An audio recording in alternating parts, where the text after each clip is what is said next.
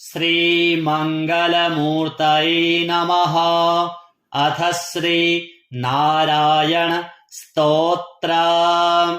नारायणाय शुद्धाय शाश्वताय ध्रुवाय च भूतभव्यभवेशाय शिवाय शिवमूर्तये शिवयोनेः शिवाद्याय शिवपूज्यतमाय च घोररूपाय महते युगान्तकरणाय च विश्वाय विश्वदेवाय विश्वेशाय महात्मने सहस्रोदरपादाय सहस्रनयनाय च सहस्रबाहवे चैव सहस्रवदनाय च शुचिस्रवाय महते ऋतुसंवत्सराय च ऋग्यजुः सामवक्त्राय अथर्वशिरसे नमः।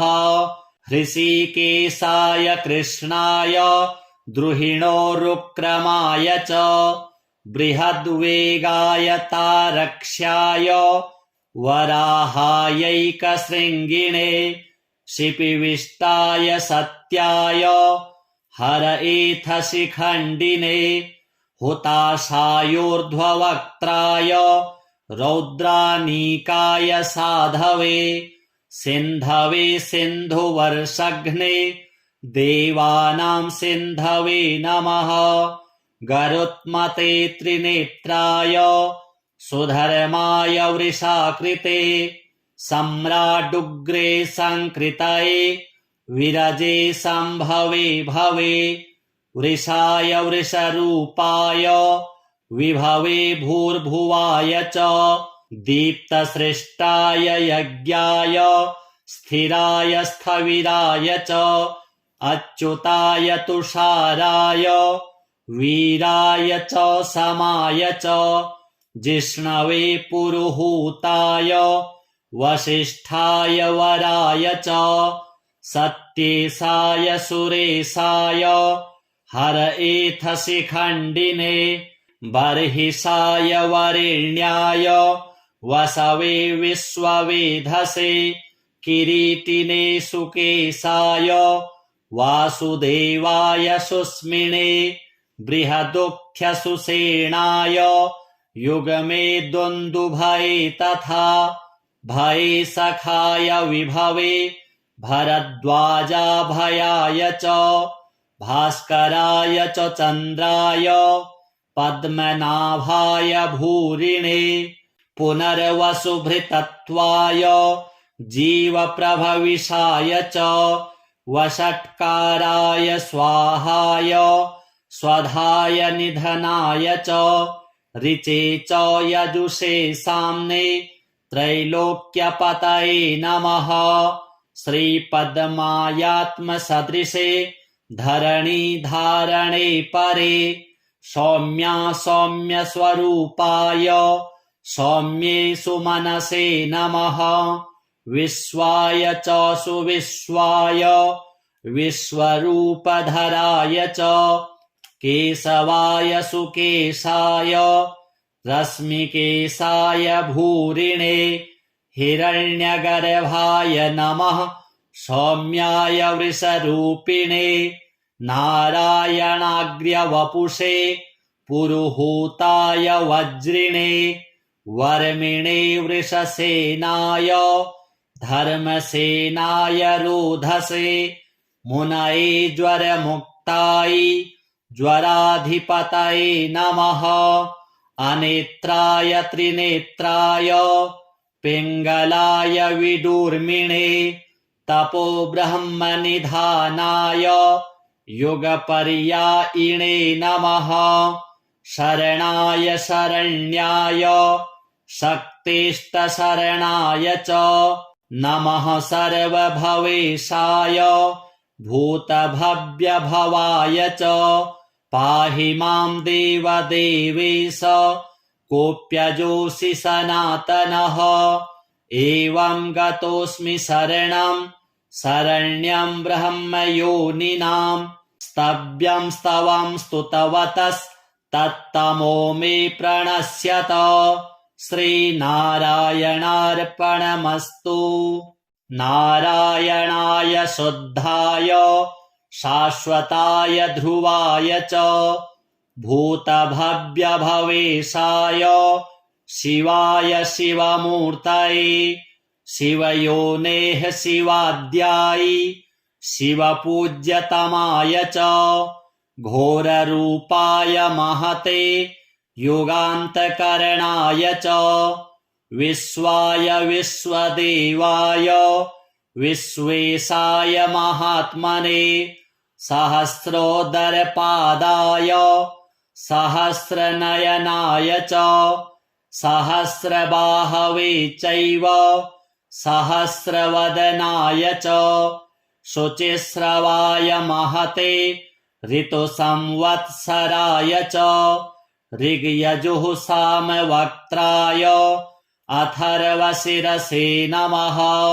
हृषीकेशाय कृष्णाय द्रुहिणोरुक्रमाय च बृहद्वेगाय तारक्ष्याय वराहायैकशृङ्गिणे शिपिविष्टाय सत्याय हरएथशिखण्डिने हुताशायोर्ध्ववक्त्राय रौद्रानीकाय साधवे सिन्धवे सिन्धुवर्षघ्ने देवानां सिन्धवे नमः।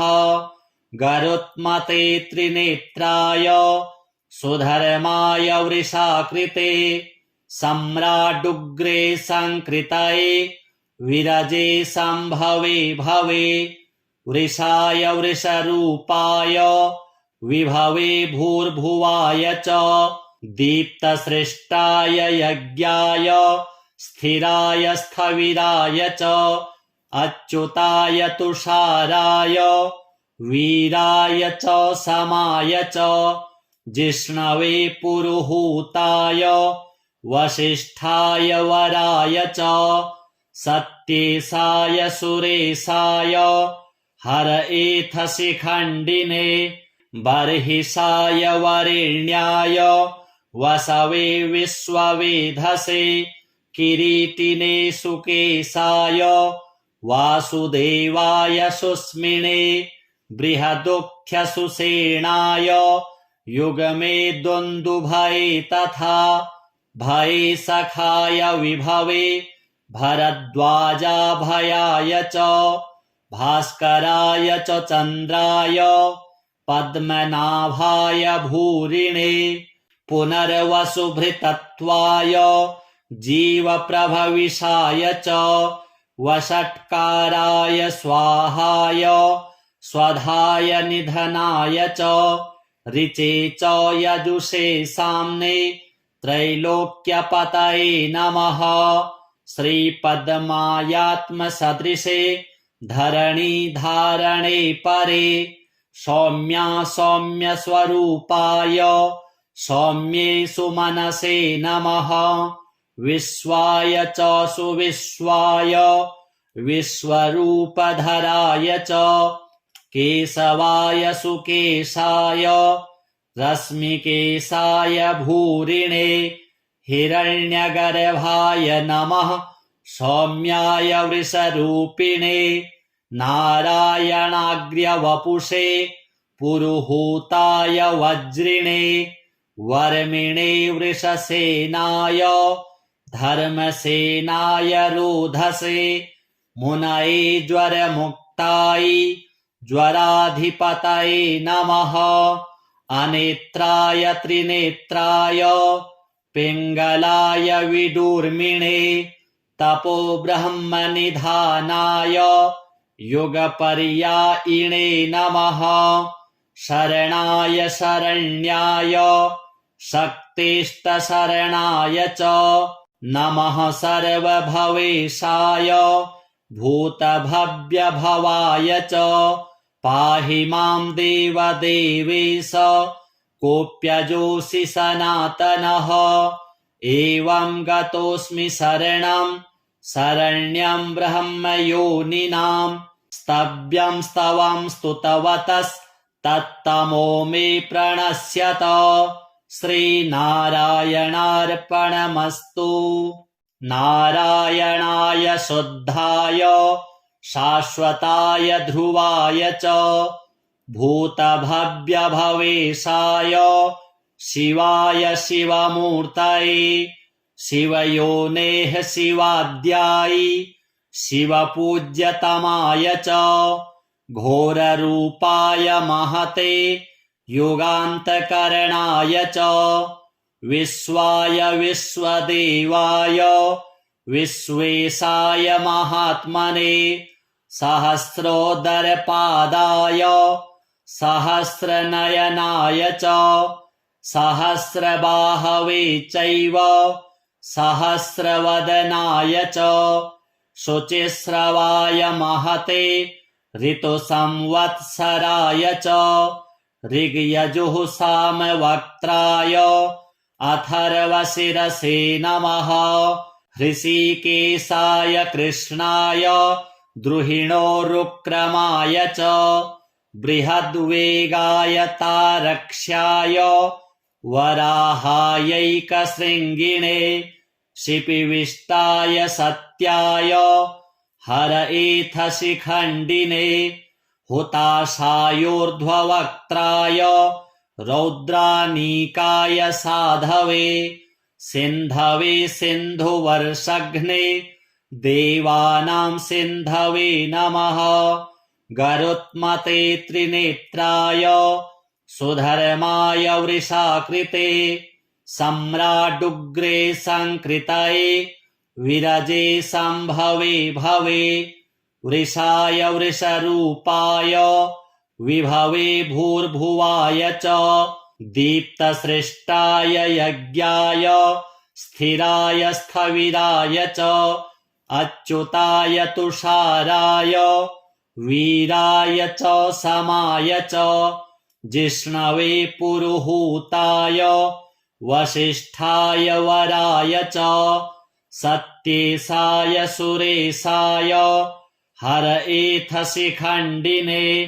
बर्हिषाय वरेण्याय वसवे विश्ववेधसे किरीटिने सुकेशाय वासुदेवाय सुस्मिने बृहदुख्यसुषेणाय युगमे दुन्दुभये तथा भये सखाय विभवे भरद्वाजाभयाय च भास्कराय च चन्द्राय पद्मनाभाय भूरिणे पुनर्वसुभृतत्वाय जीवप्रभविषाय च वषट्काराय स्वाहाय स्वधाय निधनाय च ऋचे च यजुषे साम्ने त्रैलोक्यपतये नमः। श्रीपद्मायात्मसदृशे धरणीधारणे परे सौम्या सौम्यस्वरूपाय सौम्ये सुमनसे नमः। विश्वाय च सुविश्वाय विश्वरूपधराय च केशवाय सुकेशाय रश्मिकेशाय भूरिणे हिरण्यगर्भाय नमः। सौम्याय वृषरूपिणे नारायणाग्र्यवपुषे पुरुहूताय वज्रिणे वर्मिणे वृषसेनाय धर्मसेनाय रोधसे मुनये ज्वरमुक्ताय ज्वराधिपतये नमः। अनेत्राय त्रिनेत्राय पिङ्गलाय विदूर्मिणे तपो ब्रह्मनिधानाय युगपर्यायिणे नमः। शरणाय शरण्याय शक्तिष्टशरणाय च नमः। सर्वभवेशाय भूतभव्यभवाय च पाहि मां देवदेवेश कोऽप्यजोऽसि सनातनः। एवं गतोऽस्मि शरणं ब्रह्मयोनिनां स्तव्यं स्तवं स्तुतवतः तत्तमो मे प्रणश्यत। श्रीनारायणार्पणमस्तु। नारायणाय शुद्धाय शाश्वताय ध्रुवाय च भूतभव्यभवेशाय शिवाय शिवमूर्तये शिवयोनेः शिवाद्याय शिवपूज्यतमाय च घोररूपाय महते युगान्तकरणाय च विश्वाय विश्वदेवाय विश्वेशाय महात्मने सहस्रोदरपादाय सहस्रनयनाय च सहस्रबाहवे चैव सहस्रवदनाय च शुचिस्रवाय महते ऋतुसंवत्सराय च ऋग्यजुः सामवक्त्राय अथर्वशिरसे नमः। हृषीकेशाय कृष्णाय द्रुहिणोरुक्रमाय च बृहद्वेगाय तारक्ष्याय वराहायैकशृङ्गिणे शिपिविष्टाय सत्याय हरएथशिखण्डिने हुताशायोर्ध्ववक्त्राय रौद्रानीकाय साधवे सिन्धवे सिन्धुवर्षघ्ने देवानां सिन्धवे नमः। गरुत्मते त्रिनेत्राय सुधर्माय वृषाकृते सम्राडुग्रे संकृतये विरजे सम्भवे भवे वृषाय वृषरूपाय विभवे भूर्भुवाय च दीप्तसृष्टाय यज्ञाय स्थिराय स्थविराय च अच्युताय तुषाराय वीराय च समाय च जिष्णवे पुरुहूताय वसिष्ठाय वराय च सत्येशाय सुरेशाय हरएथशिखण्डिने बर्हिषाय वरेण्याय वसवे विश्ववेधसे किरीटिने सुकेशाय वासुदेवाय सुस्मिने बृहदुक्थ्यसुषेणाय युगमे दुन्दुभये तथा भये सखाय विभवे भरद्वाजाभयाय च भास्कराय च चन्द्राय पद्मनाभाय भूरिणे पुनर्वसुभृतत्वाय जीवप्रभविषाय च वषट्काराय स्वाहाय स्वधाय निधनाय च ऋचे च यजुषे साम्ने त्रैलोक्यपतये नमः। श्रीपद्मायात्मसदृशे धरणीधारणे परे सौम्या सौम्यस्वरूपाय सौम्ये सुमनसे नमः। विश्वाय च सुविश्वाय विश्वरूपधराय च केशवाय सुकेशाय रश्मिकेशाय भूरिणे हिरण्यगर्भाय नमः। सौम्याय वृषरूपिणे नारायणाग्र्यवपुषे पुरुहूताय वज्रिणे वर्मिणे वृषसेनाय धर्मसेनाय रोधसे मुनये ज्वरमुक्ताय ज्वराधिपतये नमः। अनेत्राय त्रिनेत्राय पिङ्गलाय विदूर्मिणे तपो ब्रह्मनिधानाय युगपर्यायिणे नमः। शरणाय शरण्याय शक्तिष्टशरणाय च नमः। सर्वभवेशाय भूतभव्यभवाय च पाहि मां देवदेवेश कोऽप्यजोऽसि सनातनः। एवं गतोऽस्मि शरणं शरण्यं ब्रह्मयोनिनां स्तव्यं स्तवं स्तुतवतः तत्तमो मे प्रणश्यत। श्रीनारायणार्पणमस्तु। नारायणाय शुद्धाय शाश्वताय ध्रुवाय च भूतभव्यभवेशाय शिवाय शिवमूर्तये शिवयोनेः शिवाद्याय शिवपूज्यतमाय च घोररूपाय महते युगान्तकरणाय च विश्वाय विश्वदेवाय विश्वेशाय महात्मने सहस्रोदरपादाय सहस्रनयनाय च सहस्रबाहवे चैव सहस्रवदनाय च शुचिस्रवाय महते ऋतुसंवत्सराय च ऋग्यजुः सामवक्त्राय अथर्वशिरसे नमः। हृषीकेशाय कृष्णाय द्रुहिणोरुक्रमाय च बृहद्वेगाय तारक्ष्याय वराहायैकशृङ्गिणे शिपिविष्टाय सत्याय हरएथशिखण्डिने हुताशायोर्ध्ववक्त्राय रौद्रानीकाय साधवे सिन्धवे सिन्धुवर्षघ्ने देवानां सिन्धवे नमः।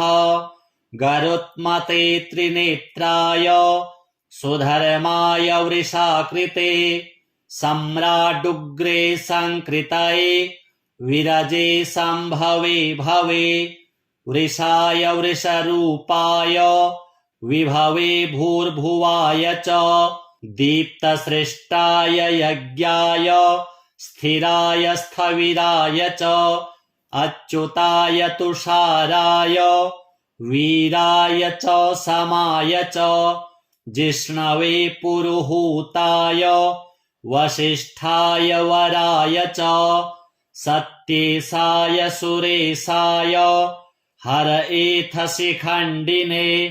बर्हिषाय वरेण्याय वसवे विश्ववेधसे किरीटिने सुकेशाय वासुदेवाय सुस्मिने बृहदुक्थ्यसुषेणाय युगमे दुन्दुभये तथा भये सखाय विभवे भरद्वाजाभयाय च भास्कराय च चन्द्राय पद्मनाभाय भूरिणे पुनर्वसुभृतत्वाय जीवप्रभविषाय च वषट्काराय स्वाहाय स्वधाय निधनाय च ऋचे च यजुषे साम्ने त्रैलोक्यपतये नमः।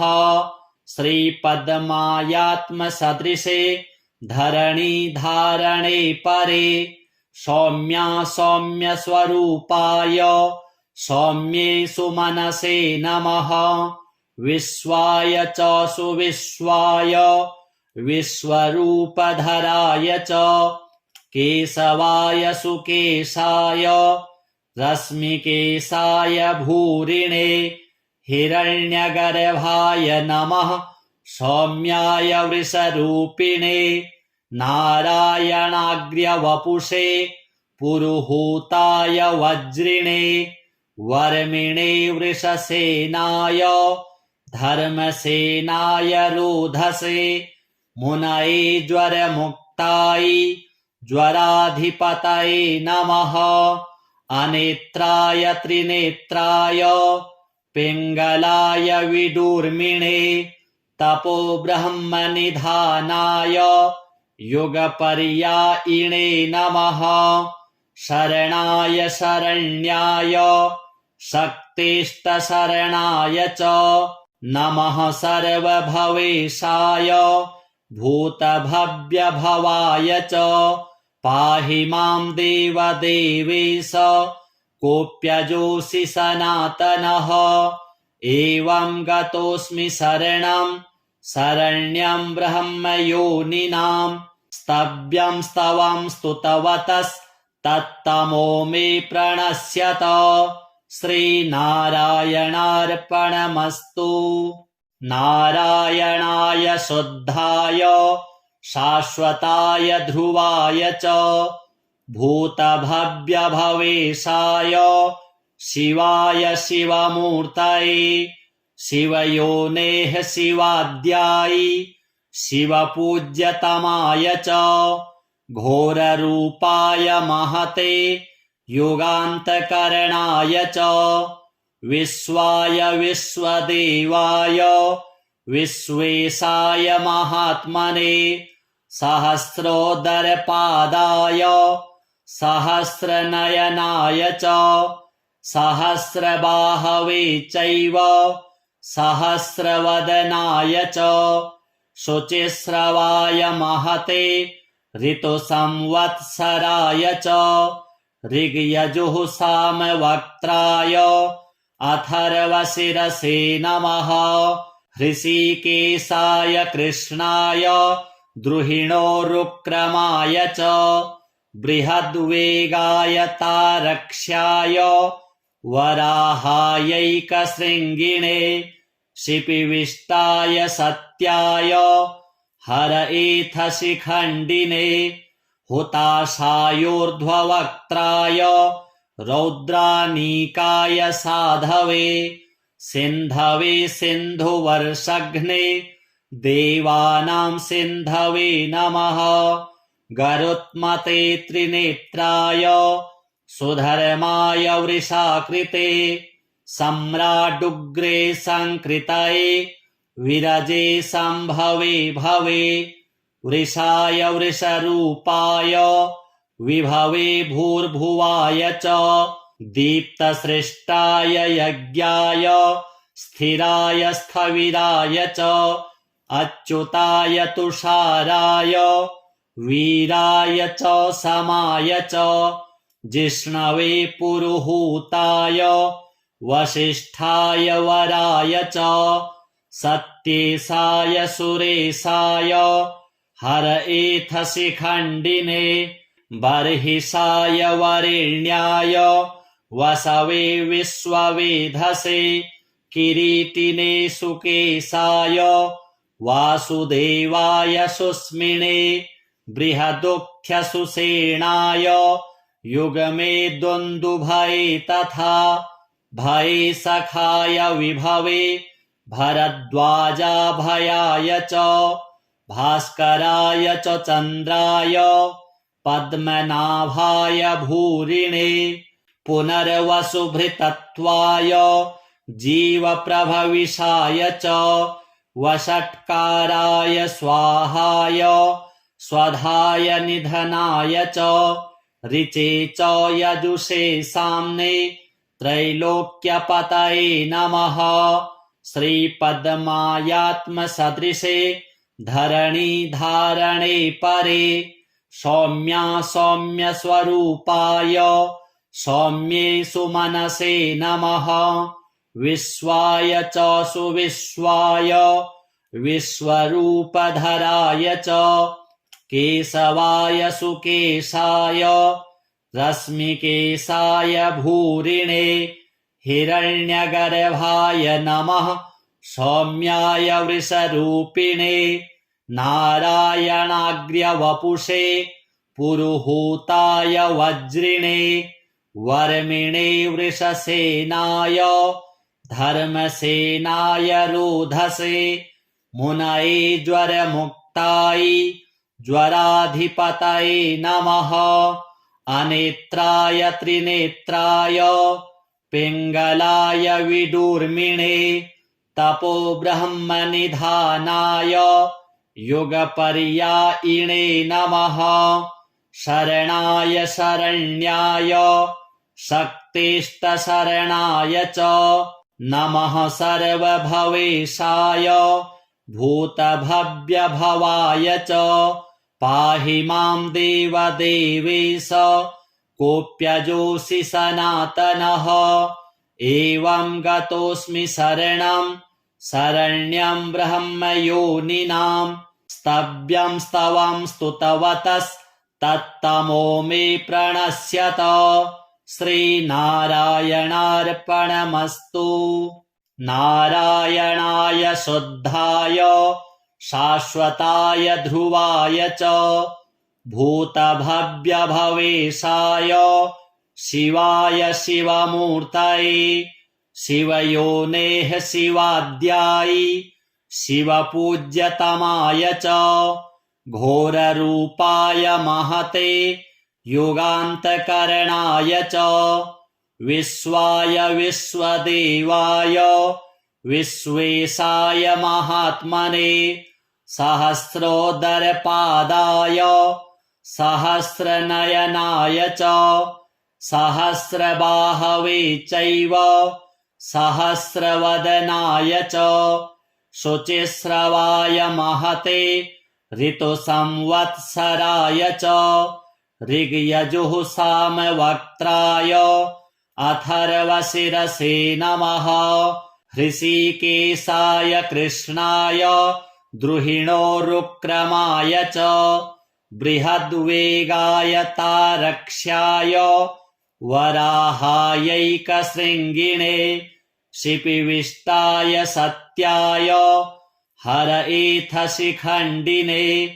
हुताशायोर्ध्ववक्त्राय रौद्रानीकाय साधवे सिन्धवे सिन्धुवर्षघ्ने देवानां सिन्धवे नमः। गरुत्मते त्रिनेत्राय सुधर्माय वृषाकृते सम्राडुग्रे संकृतये विरजे सम्भवे भवे वृषाय वृषरूपाय विभवे भूर्भुवाय च दीप्तसृष्टाय यज्ञाय स्थिराय स्थविराय च अच्युताय तुषाराय वीराय च समाय च जिष्णवे पुरुहूताय वसिष्ठाय वराय च सत्येशाय सुरेशाय हरएथशिखण्डिने बर्हिषाय वरेण्याय वसवे विश्ववेधसे किरीटिने सुकेशाय वासुदेवाय सुस्मिने बृहदुक्थ्यसुषेणाय युगमे दुन्दुभये तथा भये सखाय विभवे भरद्वाजाभयाय च भास्कराय च चन्द्राय पद्मनाभाय भूरिणे पुनर्वसुभृतत्वाय जीवप्रभविषाय च वषट्काराय स्वाहाय स्वधाय निधनाय च ऋचे च यजुषे साम्ने त्रैलोक्यपतये नमः। श्रीपद्मायात्मसदृशे धरणीधारणे परे सौम्या सौम्यस्वरूपाय सौम्ये सुमनसे नमः। विश्वाय च सुविश्वाय विश्वरूपधराय च केशवाय सुकेशाय रश्मिकेशाय भूरिणे हिरण्यगर्भाय नमः। सौम्याय वृषरूपिणे नारायणाग्र्यवपुषे पुरुहूताय वज्रिणे वर्मिणे वृषसेनाय धर्मसेनाय रोधसे मुनये ज्वरमुक्ताय ज्वराधिपतये नमः।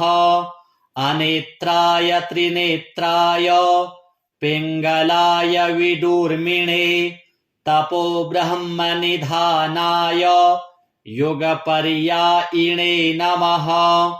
शरणाय शरण्याय शक्तिष्टशरणाय च नमः। सर्वभवेशाय भूतभव्यभवाय च पाहि मां देवदेवेश कोऽप्यजोऽसि सनातनः। एवं गतोऽस्मि शरणं शरण्यं ब्रह्मयोनिनां स्तव्यं स्तवं स्तुतवतः तत्तमो मे प्रणश्यत। श्रीनारायणार्पणमस्तु।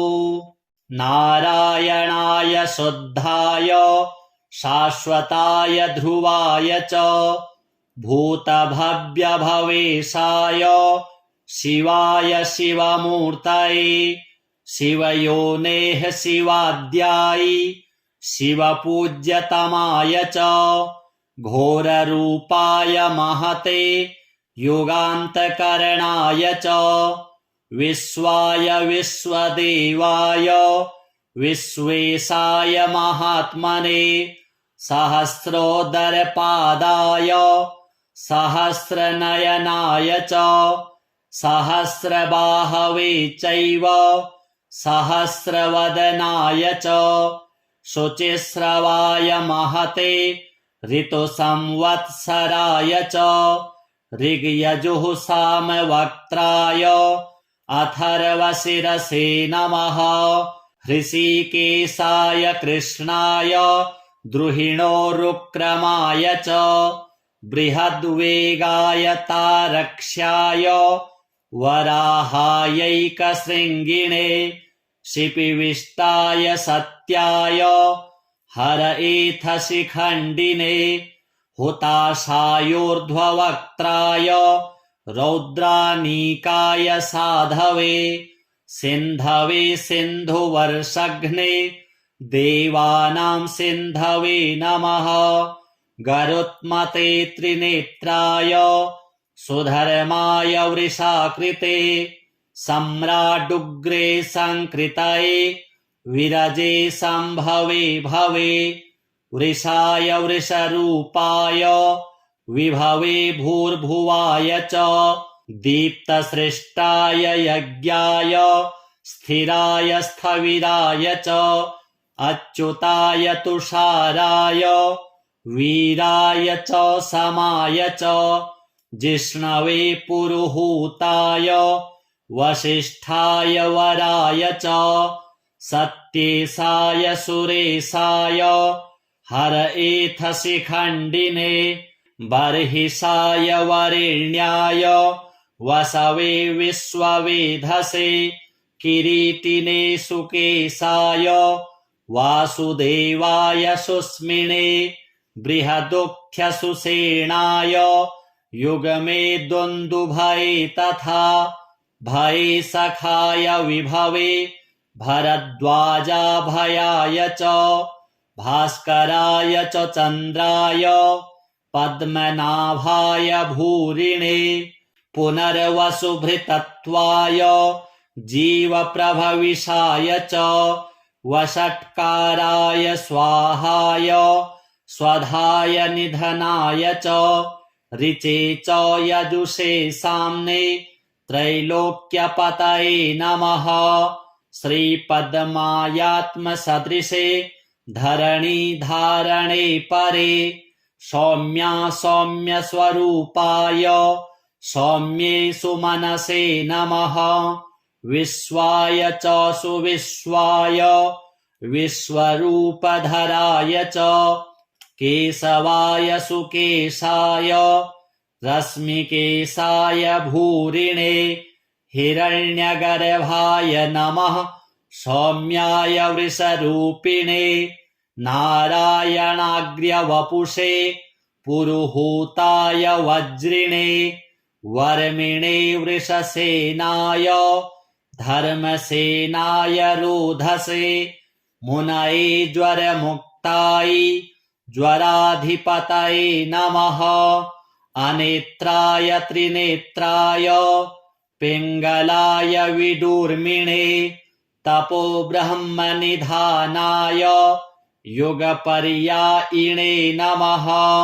शरणाय शरण्याय शक्तिष्टशरणाय च नमः। सर्वभवेशाय भूतभव्यभवाय च पाहि मां देवदेवेश कोऽप्यजोऽसि सनातनः।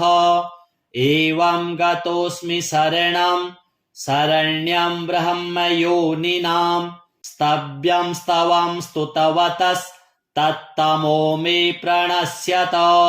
श्रीनारायणार्पणमस्तु। नारायणाय शुद्धाय शाश्वताय ध्रुवाय च भूतभव्यभवेशाय शिवाय शिवमूर्तये शिवयोनेः शिवाद्याय शिवपूज्यतमाय च घोररूपाय महते युगान्तकरणाय च विश्वाय विश्वदेवाय विश्वेशाय महात्मने सहस्रोदरपादाय सहस्रनयनाय च सहस्रबाहवे चैव सहस्रवदनाय च शुचिस्रवाय महते ऋतुसंवत्सराय च ऋग्यजुः सामवक्त्राय अथर्वशिरसे नमः। हृषीकेशाय कृष्णाय द्रुहिणोरुक्रमाय च बृहद्वेगाय तारक्ष्याय वराहायैकशृङ्गिणे शिपिविष्टाय सत्याय हरएथशिखण्डिने हुताशायोर्ध्ववक्त्राय रौद्रानीकाय साधवे सिन्धवे सिन्धुवर्षघ्ने देवानां सिन्धवे नमः।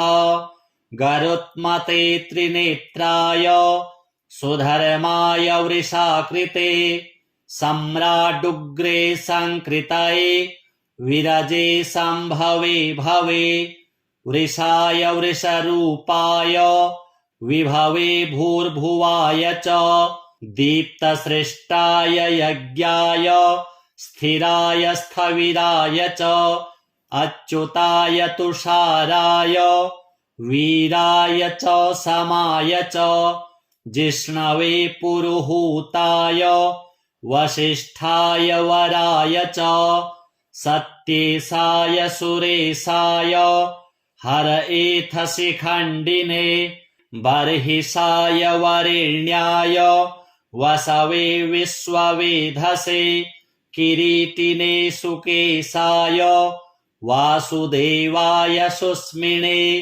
बृहदुख्यसुषेणाय युगमे दुन्दुभये तथा भये सखाय विभवे भरद्वाजाभयाय च भास्कराय च चन्द्राय पद्मनाभाय भूरिणे पुनर्वसुभृतत्वाय जीवप्रभविषाय च वषट्काराय स्वाहाय स्वधाय निधनाय च ऋचे च यजुषे साम्ने त्रैलोक्यपतये नमः।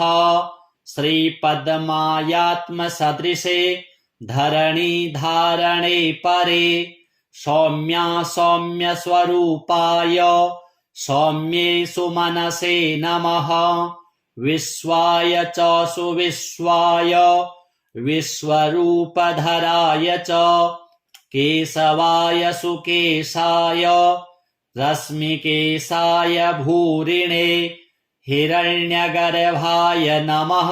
सौम्याय वृषरूपिणे नारायणाग्र्यवपुषे पुरुहूताय वज्रिणे वर्मिणे वृषसेनाय धर्मसेनाय रोधसे मुनये ज्वरमुक्ताय ज्वराधिपतये नमः। अनेत्राय त्रिनेत्राय पिङ्गलाय विदूर्मिणे तपो ब्रह्मनिधानाय युगपर्यायिणे नमः। शरणाय शरण्याय शक्तिष्टशरणाय च नमः। सर्वभवेशाय भूतभव्यभवाय च पाहि मां देवदेवेश कोऽप्यजोऽसि सनातनः। एवं गतोऽस्मि शरणं शरण्यं ब्रह्मयोनिनां स्तव्यं स्तवं स्तुतवतः तत्तमो मे प्रणश्यत। श्रीनारायणार्पणमस्तु। नारायणाय शुद्धाय शाश्वताय ध्रुवाय च भूतभव्यभवेशाय शिवाय शिवमूर्तये शिवयोनेः शिवाद्याय शिवपूज्यतमाय च घोररूपाय महते युगान्तकरणाय च विश्वाय विश्वदेवाय विश्वेशाय महात्मने सहस्रोदरपादाय सहस्रनयनाय च सहस्रबाहवे चैव सहस्रवदनाय च शुचिस्रवाय महते ऋतुसंवत्सराय च ऋग्यजुः सामवक्त्राय अथर्वशिरसे नमः।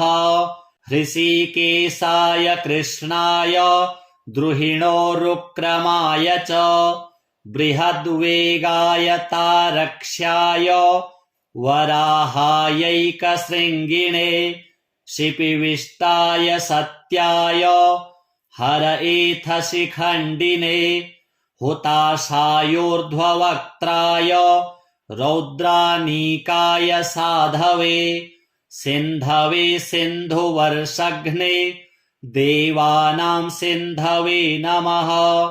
गरुत्मते त्रिनेत्राय सुधर्माय वृषाकृते सम्राडुग्रे संकृतये विरजे संभवे भवे वृषाय वृषरूपाय विभवे भूर्भुवाय च दीप्तसृष्टाय यज्ञाय स्थिराय स्थविराय च अच्युताय तुषाराय वीराय च समाय च जिष्णवे पुरुहूताय वसिष्ठाय वराय च सत्येशाय सुरेशाय हरएथशिखण्डिने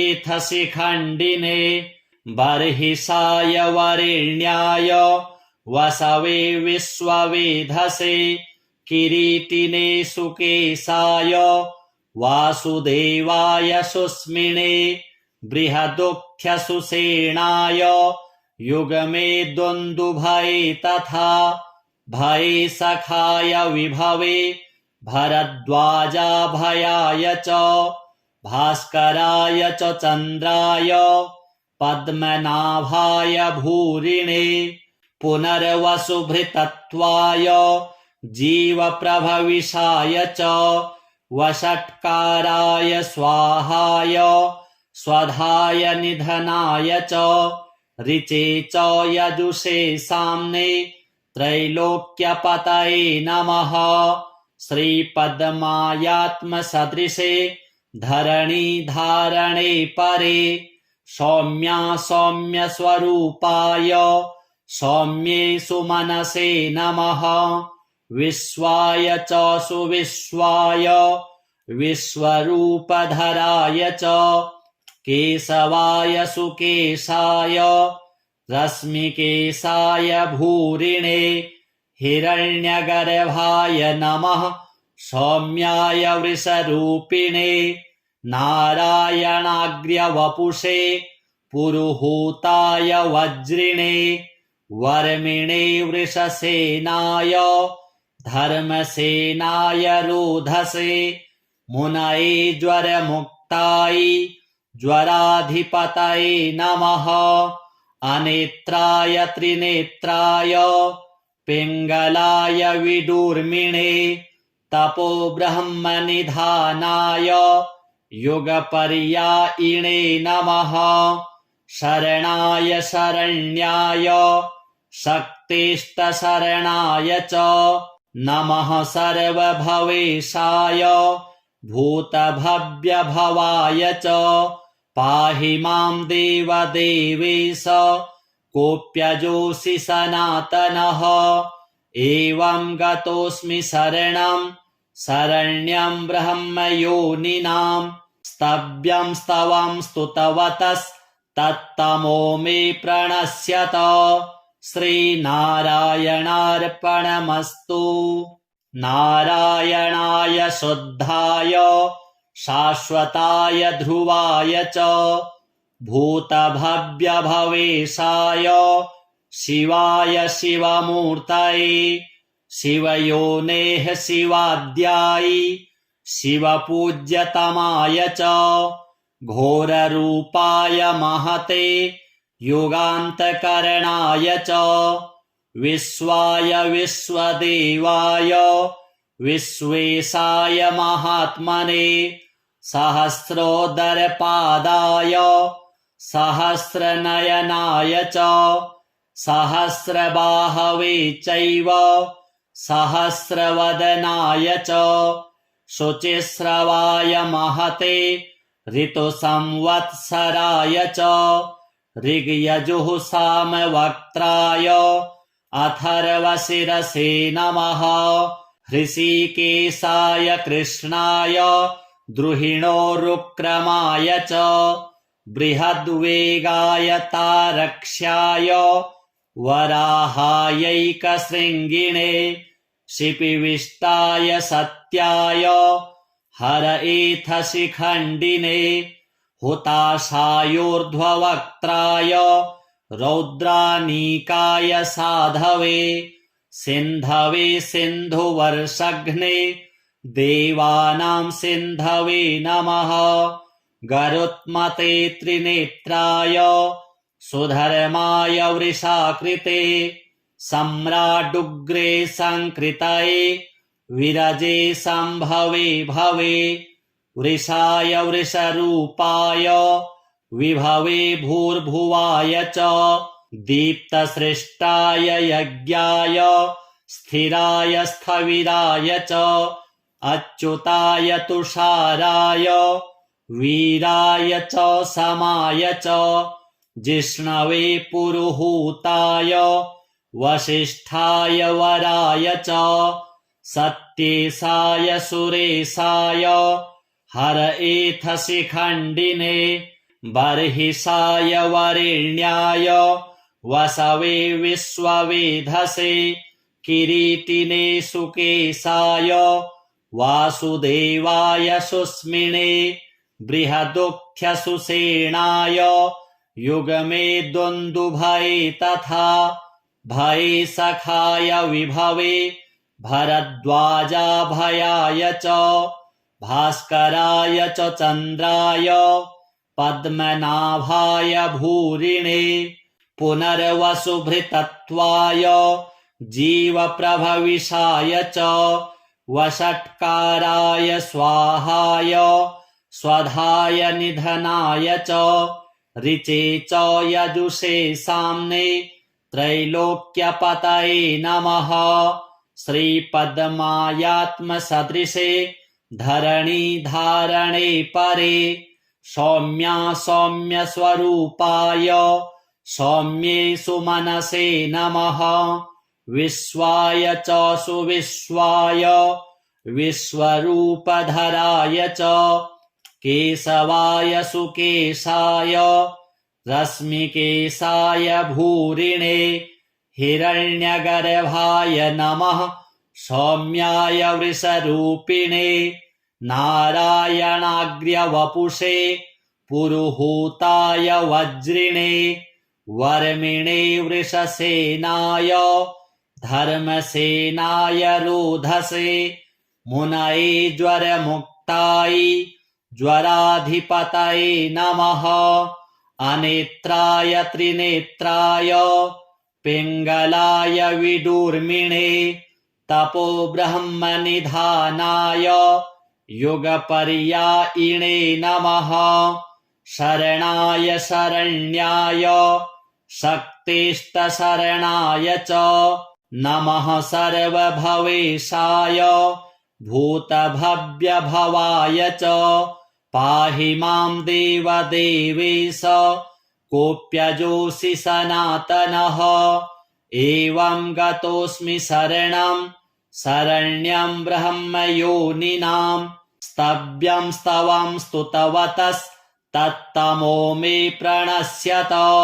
श्रीनारायणार्पणमस्तु।